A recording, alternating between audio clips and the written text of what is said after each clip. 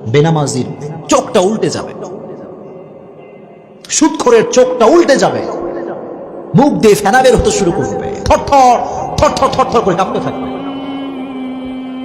পালাতে চাইবে মৃত্যু থেকে। আর একটা আওয়াজ সে করবে, লাআল্লি আ'মালু সালিহান ফীমা তারাকতু কাল্লা।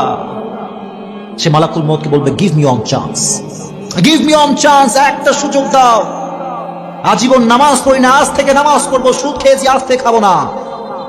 আল্লাহ বলবেন, আজকে কোনো ছাড় হবে না, কোনো ছাড় হবে না। কে আছে? ধরো তাকে, বেনামাজিকে ধরো। বেনামাজির রূহটা থরথর থরথর থরথর করে কাঁপবে। হাইওয়েতে মাঝে মাঝে ডাকাতি হয়, এটা আপনারা শুনছেন সবাই।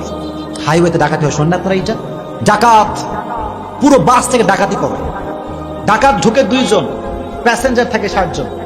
বাসের ড্রাইভার আছে, হেল্পার আছে। 2 জন ডাকাতের ভয়ে প্যাসেঞ্জার সোনা দানা আইফোন যা সব রেডি, নিয়ে যাও, কোনো কিছু লাগবে না আমার। কারণটা কি?